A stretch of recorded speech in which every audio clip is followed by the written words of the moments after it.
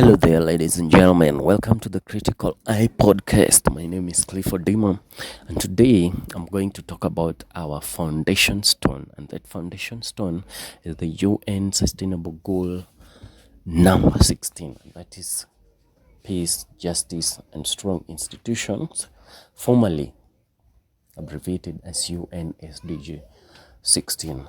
Now, before I move on, before I go to any discussions, I would like to point out that those experts from the United Nations were not stupid when they came up with this initiative of the UN Sustainable Development Goals. Neither were they idle to come up and come up with some few 17 things and say that these are the goals we want to pursue for the next, for example, 50 years, so that by the end of this time we will have achieved this and that. But in fact, they took their time, did their research, and geniusly found out that these are the particular areas where the country, the nation, the world is lagging behind rather. And if solved by this particular time, then we'll have made a tremendous step at making the world an idyllic place. And so, having said that, I want to move forward to my topic today, and that is UN Sustainable Goal number 16, which states, like once again, peace, justice, and strong institutions. Now, one thing you don't know about these three topics mentioned here is the fact that they are interrelated. Achieving one requires that you achieve the other two. They work like those three stones in a traditional fireplace. Without one, the other two don't function properly. See, for example, a country where there is peace, but there is no justice and strong institutions.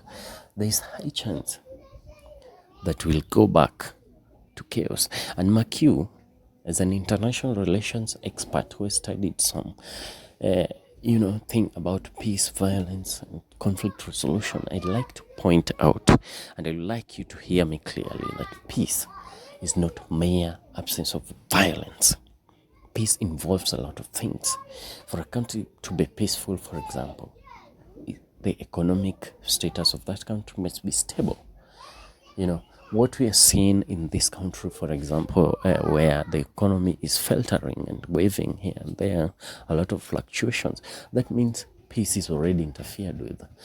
Another thing is that for peace to be there must be mental welfare. And mental health must be very high. But our country, looking at it, the mental health is not so promising. But then I don't want to delve into that because today my topic is not mental health. Another thing is, are the people physically healthy? Are the people living, the living standards promising? If those are not promising, then this is where we start to interfere with peace. But then again, I can point out and I can comment that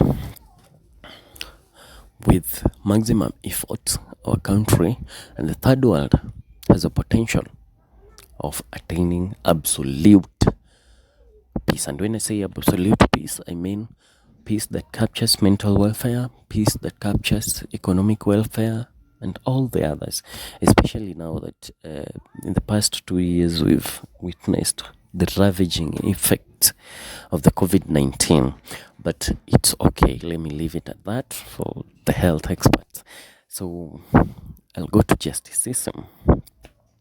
Now, the justice system is a very key part for this particular sustainable development goal. Why am I pointing out that?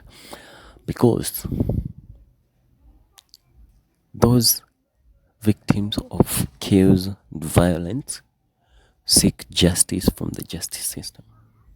Those seeking any kind of help rather must seek the justice system's intervention. Without a strong justice system, then the country cannot have peace at all. And mark you, it's the justice system still that puts checks and balances or keeps institutions on toes to be transparent, push the transparency agenda forward so that we can have very strong institution. And so you can see the interrelationship between the three topics. But then let me tackle the justice system in our country and in third world at large.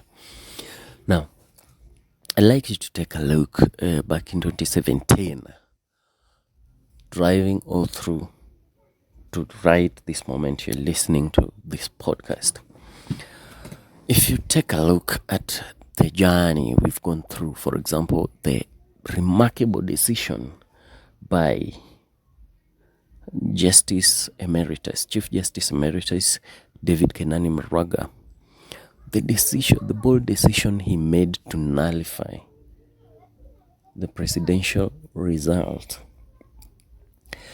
was a sign that our justice system has a potential of growing. But then there are a few stumbling blocks. One of them is the lack of political goodwill. For example, you see, the problem is that our countrymen, including the ordinary man, has the urge and the drive to demonize the justice system whenever it doesn't suit their interest and their hopes.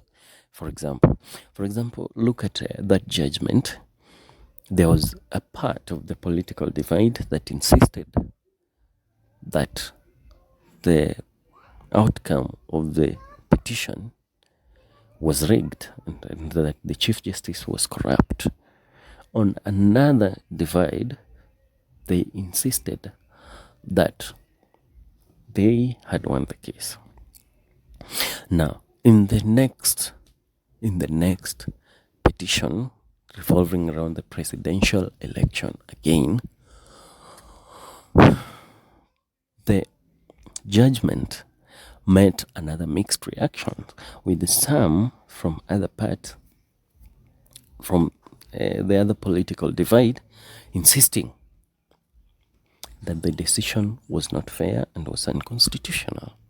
Imagine accusing a judge of being unconstitutional.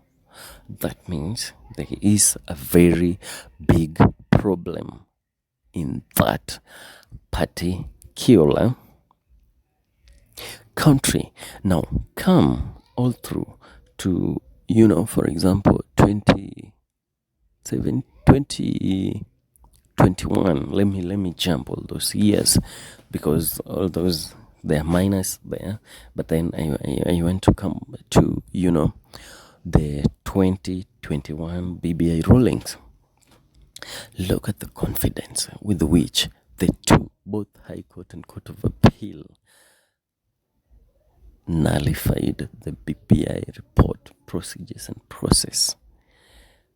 Damn, I can tell you that was very, very, very bold of them. And what I can tell you is that our justice system is capable of being what the strong justice systems are expected to be. But minor things come in between. For example, corruption. Look at the Sonko versus Justice Chitembo case. Look at the Murgor, the who was he?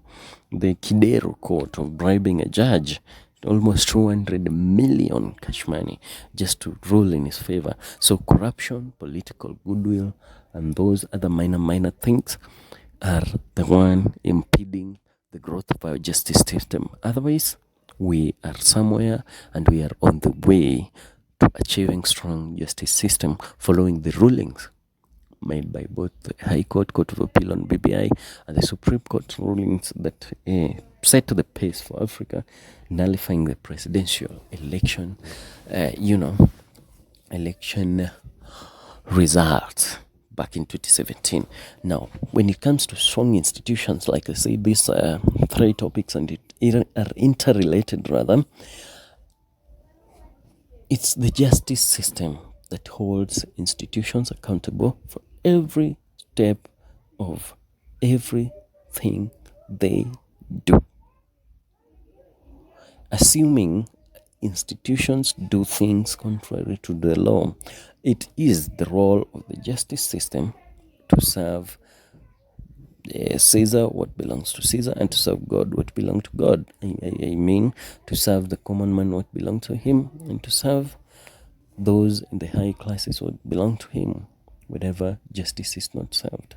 And so, for strong institutions to be there, our justice system must be a vigilant and a transparent one, so that they can put these institutions on a check, so that they can, strengthen their working base and working principles.